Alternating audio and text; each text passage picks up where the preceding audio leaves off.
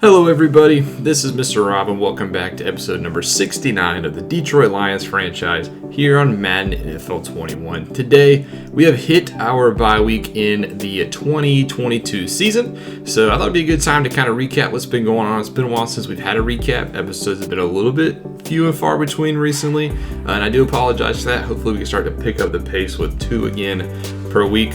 This will also be a live comm, so I will be talking as I show, so that's always exciting. So if you enjoy what you're seeing, make sure you leave a like and subscribe down below, especially if you want more franchise content. Your support is always appreciated. And if you want to interact with me even more, follow me on Twitter. All right, that's the best way to get in touch with me, and if you want to just talk about anything. But we've reached our bye week, so our Detroit Lions have won 3 straight ball games, and we currently sit at 6-3. We'll take a look at our schedule real quick so I can show you kind of what's been happening. As you can see, we started off on about 500 record, beat the Eagles, got smoked by the Packers, got beat pretty bad by the Dolphins and their backup quarterback Keaton Slavis, beat the Vikings that we shouldn't have won, and ever since then it's kind of turned around a little bit. We beat the Rams, however they didn't have Aaron Donald, got smoked at home by Carolina, but then we've won 3 straight pretty single-handedly. We destroyed the Vikings in Minnesota, destroyed the Giants in New York, and then we beat the Bears 27-20 on a comeback victory. So we have won 3 straight. Now, I know these 3 teams are not good. Actually, in fact, their combined record is 4-20. So not the most statement wins that you'd like to see, but hey, it's a win on the record, so we'll take them. We'll have a bye week, and then we'll have a couple of home games. Next up will be the Chicago Bears, again in a rematch, so you get to see them once more. So this will actually be a 2-part live comm. We'll do part 1 will be the bye week, and then I noticed we have the last possible bye week. So after we recap the bye week, I'm going to sim to the next week. That way everybody can be on the same playing field. Stats, our stats aren't greatly outweighing others because we play more games and stuff like that. So one thing I'll do before I get simmed to week 11, we'll just take a look at our stats. Take a look at our player stats, see how everybody is doing so far this season.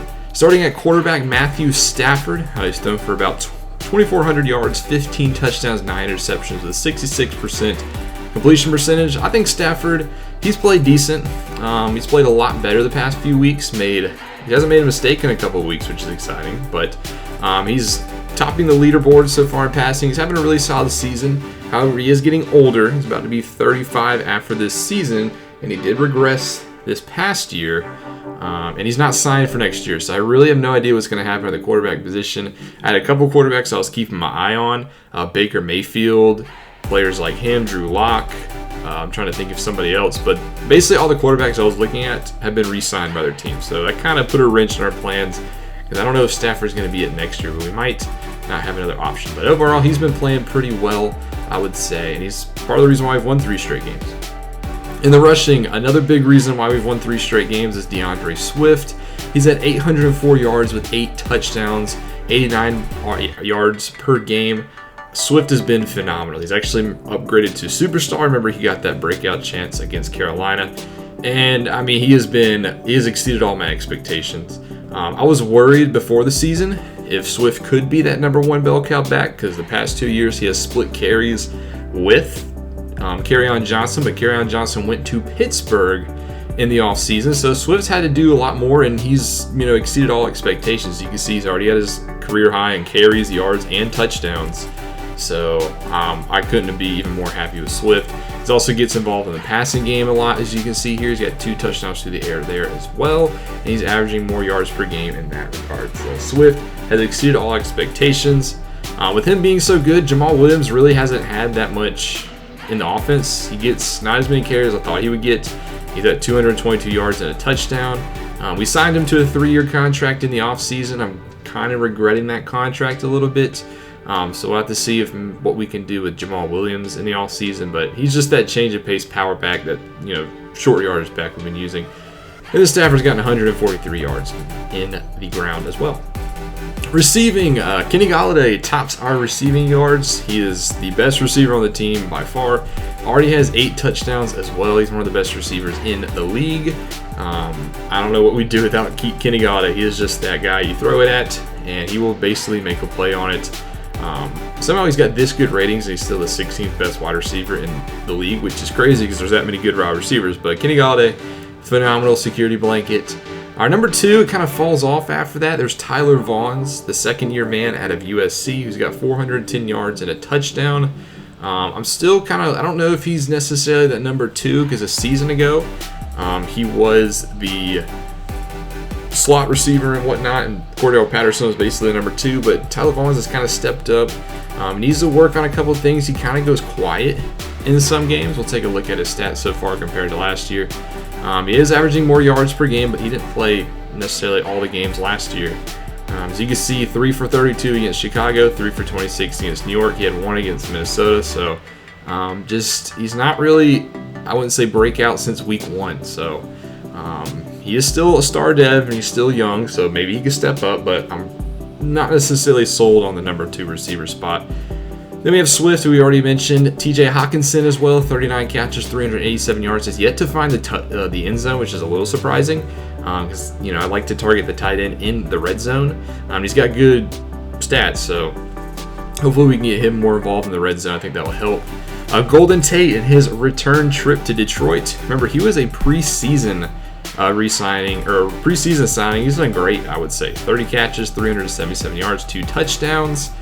He is on a 1-year deal and he is getting older, so I don't think he will be on the team past this year, but I think it has been a very good redemption season for Golden Tate. And there's Cordell Patterson, 10 for 195 and 2 scores. He can still be that deep threat. We just don't take that many deep shots, so to speak. He mostly makes his money in the return game, so he's still elite in that regard. I'm happy to have him on roster. Then Seth Williams has a catch for 23 yards. Jesse James, the backup tight end, has 2 for 19, and Jamal Williams has a catch. But overall, the receiving game has been pretty well. I think we could use another playmaker in that regard, so Kenny Galladay's not working the whole load, but nonetheless. Offensive line, I thought they'd done pretty good, maybe outside of Rick Wagner. He's allowed 7 sacks through our 9 games, and he's also gotten hurt in a lot of the games. He'll have to come out for some time. He hasn't necessarily missed a game, but he does get hurt a lot.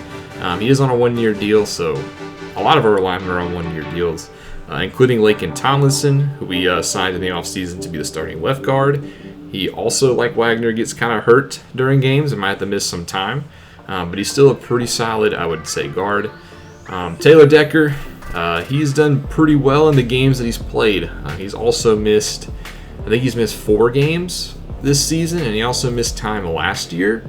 So, and you can see he's a better pass blocker, but I do think we might need to make a move at left tackle, maybe look at that in the offseason. Kelechi Osemele, same regard. We have a very old offensive line, so I don't know. These guys are going to start regressing. I think he's played pretty well, but he's also had some injuries to make a note of, so a lot of these guys you might have to replace. The only solid one has been Frank Ragnow. He has been phenomenal. He has yet to allow a sack. He is the captain of that line, one of the best centers in the league. Defensively now, we'll start with the sacks, so we'll focus more on the front 4. And our team leader in sacks is Charles Harris, another preseason signing. He has 7 sacks, and that's pretty. I can't believe he is the sack team leader is 7. He's a very good pass rusher. He doesn't necessarily play every down, but as just a sole pass rusher, he is doing phenomenal. He's a free agent after this year, so I would actually, if he keeps up this play, I would like to bring him back. You can see he kind of bounced around the league the past few years, and he by far has his career high in sacks. So I think Charles Harris deserves a chance next year with us as well. Going other next is Trey Flowers, 6.5 sacks. He is the captain of that front 4. He has been a rock-hard man in the middle, one of the best defensive ends in the league. He can stop the run, he can rush the passer. He just kind of anchors that front 4 unit. Marvin Jones, the second-year man out of Florida State, our number 10 overall pick a season ago. He's, I would say, stepped it up. He's got 4 sacks this year, and he also has started to step up in the run game some more. So hopefully he continues to mature. Hopefully he continues to develop, and he can actually become worthy of a top 10 pick a season ago. Then we have Deshaun Hand, 3 sacks. We saw him make a big play last episode against Chicago, stuffing Kenneth Gainwell on a 3rd and short run.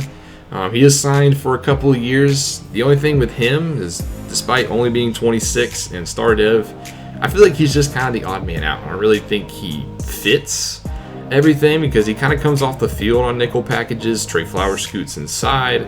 So I feel like Deshaun Hand kind of loses it. He doesn't play as many snaps as some of the others, and he's kind of owed a lot of money, so I'd like to see what the trade market maybe is for him in the offseason.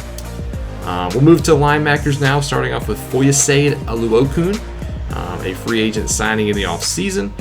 He is a pass coverage linebacker, to say the least. Not very good at getting off blocks or anything, but I think he's done pretty well so far this season. He's got 69 tackles, has yet to intercept the football, 2 sacks, so he can rush the passer a little bit. Nate Landman, the second-year man out of Colorado. I don't know why it says NA, and every single time I try to change it, it crashes my game.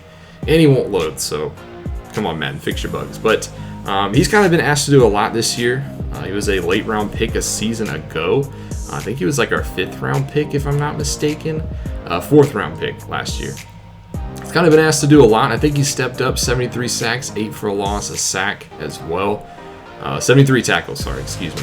And I think he's maturing. I don't think he's, fully ready to be a captain, but he's kind of been thrown into that role, and I think he's done a pretty solid job. And then we have Jamie Collins as well. Don't forget him, the NFL Defensive Player of the Year a year ago. Defensive Player of the Year a year ago. He has 51 tackles, 1 sack, 3 interceptions. He's kind of been asked to do more of a reduced role as Foyesade came in, and Nate Landman has kind of stepped up. But he's still, I would say, the captain of the defense in that regard. In the secondary, we have Jeff Okudah, who is really blossoming into that lockdown corner. He doesn't have an interception this year, but he kind of sticks on the opposing number ones, and I think he's done a phenomenal job. He's really becoming one of the best man-covered corners in the league. He's very fast. It'll be a matter of time before he gets his first interception. Then we had Daryl Worley on the other side. He's had 2 interceptions this season. He did very good a season ago with his return trip to Carolina. He had 6 picks. So we signed him to a 2-year deal to be that other man since Desmond Trufant left, and I think he's done a solid job. Both of his picks have been pick 6s, so that's always cool. But he's on contract for next year as well for relatively cheap. So Daryl Worley will be that number 2. And then the number 3, I think next year, the slot man is Tywan Mullen, our 2nd-round pick out of Indiana. He had that 2 interception game 2 weeks ago against the... Can't even get it off the top of my head. Who we beat the Giants. We beat the Giants 2 weeks ago. They got him Player of the Week. Unfortunately, he didn't get a breakout chance, but he's been the slot corner.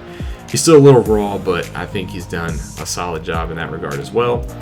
At free safety, Kyle Hamilton, the number 6 pick out of Notre Dame. He's kind of been quiet. He makes the tackles, hasn't really made any big plays. He does have 1 pick, but he's been solid so far in his rookie year. And then at strong safety, we have Tracy Walker, who leads our team in tackles with 76. And he's a solid strong safety. Probably more suited for free safety, but I think he plays a strong safety role pretty well. Then kicking, Prater is perfect on the year. That's why we gave him a 1-year extension. And then Corey Bajorquez has done a good job since stepping in as our punter. In a return game, we do have 1 return. Remember, Cordero Patterson had that 1 punt return against Minnesota, his former team. So that's why we keep him around in that regard as well. But that does it for our stats. That'll do it for the first half of the live com by recap. So I'm going to simulate to week 11, and then we will pick it up, take a look at the scores, players of the week, standings, and who are the league leaders. Here are your look at your week 10 scores around the league. Take a look at it. So we see Miami destroyed Green Bay. The Rams beat the Panthers. Patriots beat the Jets. Dallas wins a shootout in Texas. And then on Monday night, the Tennessee Titans beat the Eagles, and the Vikings beat the Bears. We'll take a look at 3 games like we always do, starting off with this Vikings squad, because we will be seeing the Bears next. And Minnesota's starting to put some wins together. They beat the Bears 31-26. Trey Lance, 314 yards, 3 touchdowns, finally threw his first career interception. Of the season, picked off Trey Lance. Kirk Cousins had a pretty solid game, 241 yards, 2 touchdowns. On the ground, Dalvin Cook, 157 and 2 scores. So he's really the real reason why they won. Gamble had 59 yards. Receiving, it was Allen Robinson who broke 100, 8 for 104. Touchdowns, 2 to Miller, 1 to Justin Jefferson, 1 to Jamar Chase. Looks like he's healthy again. That's another reason probably why Cousins played well. And Gainwell did have a grab through the air that turned into a touchdown. Defensively, Derek Stingley, the number 2 overall pick, had 10 tackles. Sacks for Funa, Dye, Barr, Hunter, and Roquan Smith. And then Troy Dye was Trey Lance's first career interception. So there's your trivia answer to that question. Also want to take a look at this Packers game because they got destroyed by the Dolphins at home, 34-3. Keaton Slavis, 256, 1 touchdown and 1 interception. Looks like he just managed his game. Aaron Rodgers, though, 3 interceptions, a 17.5 rating. Oh, man, Aaron Rodgers. Breida, 52. Looks like nobody really stood out on the ground. Slavis also ran for a touchdown. Gesicki, 7 for 83, was the leading receiver. And it was Theo Weiss, the rookie out of Oklahoma, who had the touchdown catch. Double-digit tackles for a pair of defenders. Sacks for the number 1 overall pick, Kayvon Thibodeau. I'm so glad he got a sack because he has not been playing a lot in Miami despite being the number 1 overall pick. Solomon Tallis had 1, Taco Charlton, Shaq Lawson, and a half sack for Van Noy and McKinley. And then the interception goes to Will Parks, Byron Jones, William Jackson, and Raekwon McMillan. So a big win for the Dolphins. And then lastly, I want to take a look at the 49ers game because they are the team to beat in the NFC, and they just got beat 24-7 by Arizona. Looks like Kyler Murray, 165, 2 touchdowns, and interception. He didn't really have that good of a game, but Garoppolo had an abysmal game. He had 4 interceptions. So a couple of quarterbacks turning in weeks they'd like to forget. First round pick John Emery, 20 carries, 70 yards. Looks like Eno Benjamin had the rushing touchdown. Nuke had 9, 127, and 2 scores. George Kittle had 100 and a touchdown for San Francisco. And then defensive-wise, 13 tackles for Tavon Young. That's not good probably for him. 1.5 sacks for Chandler Jones, Quan Alexander, Rankins, Kaiser White, Eric Armstead had a sack, and Jordan Hicks had a half. But Jordan Hicks did have 2 interceptions, so I assume that netted him NFC Defensive Player of the Week. Simmons had a pick, so did Jimmy Ward and Anthony Brown. So before we look into standings, let's actually see who did get Players of the Week before I forget that. Go and take a peek. In the AFC, Josh Allen, 333 yards and 4 touchdowns. Good for him. Looks like he's starting to turn his season around. Bentley had a sack and interception for the Patriots. Ezekiel Elliott, 180 yards and 4 touchdowns. You're going to take a look at his stats in a second, and they're absurd. And then Jordan Hicks did get NFC Defensive Player of the Week. Let's take a look at the standings right quick, see where we shape up. You can see that we do lead the NFC North, so we still hold on to the lead thanks to the Packers' loss. Best teams in the NFL, Patriots, Cowboys, and 49ers. Worst team is the Chicago Bears. They have sole possession now after losers of 7 straight. On the AFC North, the Ravens and the Browns both sit at 6-3. That, in my opinion, was going to be the top division in football. Looks like it's still a dogfight. The Colts, led by rookie quarterback Bo Nix, lead the AFC South, which is not saying a lot. AFC East is the Patriots with the Jets. They sit a game behind, 6-3. Sam Darnold turning his career around. The Broncos are 6-3 as well. Look at this division: 5-4 Chiefs, 5-4 Raiders, 5-4 Chargers. That is a dogfight to say the least. In the NFC, we lead the NFC North. It's just a 2-team race between us and the Packers. NFC South is a tie between the Saints and the Panthers. I thought this would be the weakest division in football. I wouldn't say it's the weakest, but it's not the strongest either. In the NFC East, the Cowboys 7-2 football team is 6-3. They dropped the division lead after that loss. And then in the West, the 49ers, who have lost 2 straight after starting 7-0, but they still have a pretty solid lead in their division. Take a look now at team stats. Now that everybody's played the same amount of games, we are 6th in offensive yards. Defensive yards, we are 30th, so our defense needs some work. That Green Bay game is still probably hindering us there. We score the most points, though, with 264, and then we allow the 29th with 258. That's averaging a win, so to speak. And now that we're all on the same playing field, let's take a look at league leaders right quick, see who's leading in certain departments. Your passing leader is Josh Allen, 2,795 yards, 27 touchdowns, 11 interceptions. He's actually putting on a pretty solid performance, and Buffalo has signed him to an extension. Second, Sam Darnold. Told you he was turning his career around, 2,700 yards, 24 touchdowns. Then you got Lamar Jackson. So that quarterback class from 5 years ago, they're the top 3 in the NFL right now. Trevor Lawrence, 2,500 yards, and then there's Matthew Stafford, followed by Deshaun Watson, Tom Brady, and Drew Lock. And then Danny Dimes is up there as well. Your touchdown leader is Josh Allen, followed by Sam Darnold, Lamar Jackson, Jameis Winston, who's having a phenomenal 2 years with Pittsburgh. Kyler Murray and Cam Newton are your 20-plus touchdown passers, and then your double-digit interceptions. Josh Allen's dead lead that, followed by Kirk Cousins and the rookie Bo Nix all have 11, and then Matt Ryan and Danny Dimes have 10. Your rushing leader, it's all Ezekiel Elliott. Told you, 1,250 yards already, 13 touchdowns. I mean, if he doesn't win MVP, then it's a quarterback award. Swift is second, but it's not even close. Him and McCaffrey have 800. And then touchdowns is Ezekiel Elliott. I mean, is there anybody that's even close to being the best back in football besides him? I mean, good Lord, those are crazy numbers. Receiving, Devin Duvernay leads the way with 918 yards, followed by Jamison Crowder. Kenny Stills. Slot receivers continue to excel in Madden. Rashad Bateman, 688 yards. Sterling Shepard, who was recently traded to Pittsburgh, has 687. And then you got second-year man Kyle Pitts, followed by Kenny Galladay. Touchdown leaders is Rashad Bateman. He's got 13, and nobody else has double digits. Duvernay and Cole Beasley have 9. Slot receivers continue to reign. Defensively, your tackle leader is Bobby Wagner. For sacks, league leader is sacks Myles Garrett at 9.5, followed by Bradley Chubb with 9, and then Nick Bosa and Grady Jarrett both have 8.5.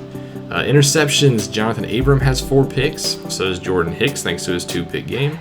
Derwin James, and then Lamarcus Joyner is your cornerback interception leader. Have there been any special teams kick return touchdowns? There's been a couple I can see. Warren Jackson for Tennessee and Jatarvius Whitlow for Atlanta. And then punt returns outside of Patterson. Looks like nobody has a punt return. So that's just kind of how the league is starting to unfold as we start to get into the home stretch. Next episode, we will face the Chicago Bears again, who sit 1-8. They played us tough 2 weeks ago, and I think they're going to play us even tougher. Let's just take a look at their injury report real quick. There's one player that's missing who was not missing in the previous outing, and that is, maybe the best player on their team, and that would be pass rusher, trying to extend it out, Khalil Mack. So he will be back. I didn't have to deal with him last game, but Rick Wagner, who's not allowed 7 sacks, is going to have his hands full with Khalil Mack. But that's going to do it, I think, for the bye recap. It's been a while since we've had one, but we'll start to hit the home stretch now as we aim for the playoffs. The playoffs looking like a shot this year.